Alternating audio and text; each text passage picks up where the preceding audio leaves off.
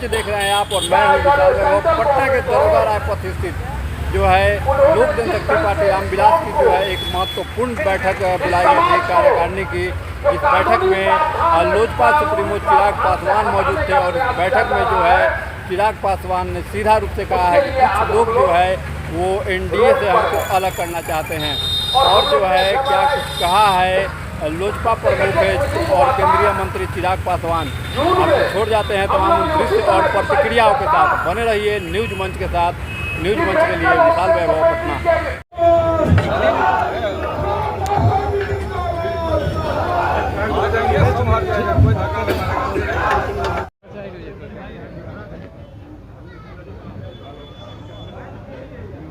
पक्ष जिस तरीके से हरियाणा में हारा, उससे बड़ी हार की ओर अग्रसर होगा झारखंड में।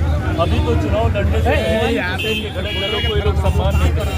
राजद को जिस तरीके से साइडलाइन किया गया, खुलकर ये लोग एक दूसरे के ऊपर आरोप प्रत्यारोप ये लोग लगा रहे हैं। तो जो लोग गठबंधन में सीट बंटवारे में ही एक दूसरे का सम्मान नहीं कर रहे, तो ऐसे में चुनाव में कैसे अपने वोटर्स को कन्विंस करेंगे एक दूसरे के पक्ष में मतदान करने के लिए। तो मैं मानता हूँ कि इंडी अलायंस तथाकथित एक बड़ी हार की ओर अग्रसर हो रहा है और एनडीए मजबूत सरकार पुनः झारखंड में बनाने जा रही है। हेमंत जी की सरकार देख लिया, झारखंड के लोग को शर्मसार होना पड़ा कि उनका मुख्यमंत्री भ्रष्टाचार के आरोपों में जेल में। तो ऐसे में एक मजबूत है।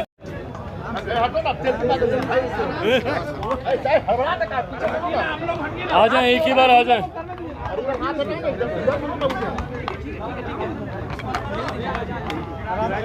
आप लोग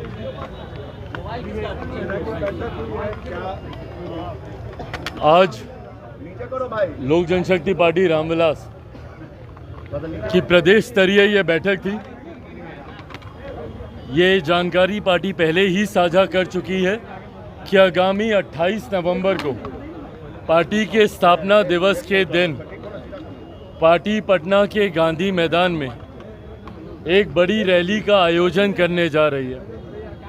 एक लंबा समय हुआ जब हमारे नेता आदरणीय रामविलास पासवान जी थे, उस वक्त पार्टी ने आखिरी बार गांधी मैदान में बड़ी रैली का आयोजन किया था।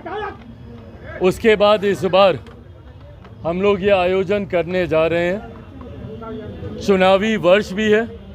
अगले साल लगभग इस समय तक संभवतः नई सरकार का गठन हो गया होगा।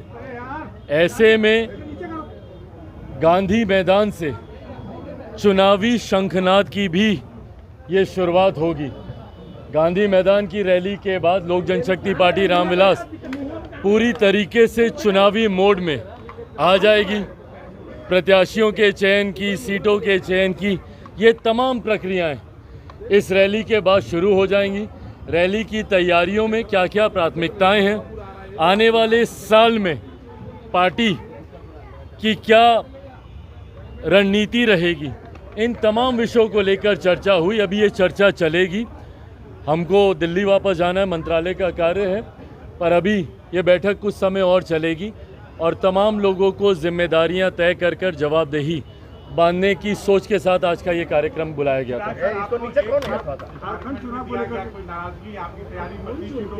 और दूसरा सवाल, लैटरल एंट्री चाहे आरक्षण चाहे वक्फ बोर्ड का मुद्दा हो, कई मुद्दों पर आपका सरकार से अलग स्टैंड रहा है, तो क्या अभी भी नाराजगी है? भाई मैं एक बात मैं स्पष्ट कर दूं कि कई ऐसे लोग हैं जो चाहते हैं कि मैं और मेरे प्रधानमंत्री के बीच में दूरियां आए।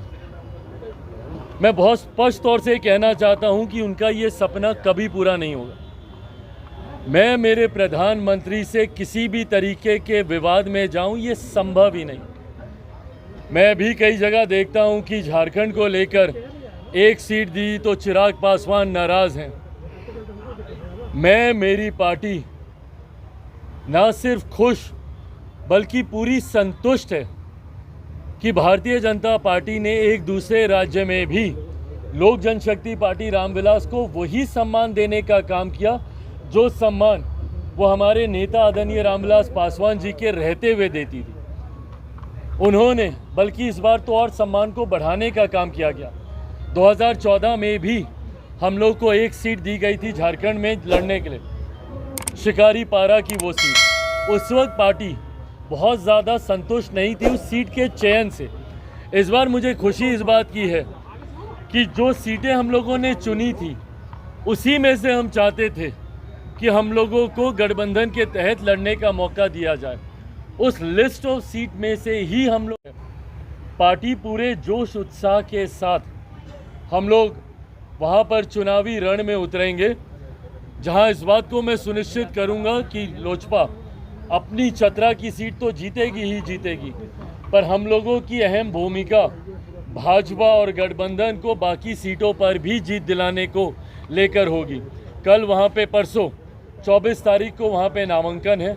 उस नामांकन में भी मैं झारखंड जाऊँगा और मैं मानता हूँ, पूरा विश्वास है कि हेमंत सोरेन जी की मौजूदा सरकार, जिसमें इतने विवाद और भ्रष्टाचार देखने को मिले, पहली बार झारखंड को शर्मसार होना पड़ा कि उनके मुख्यमंत्री तक को भ्रष्टाचार के आरोपों में जेल जाना पड़ा।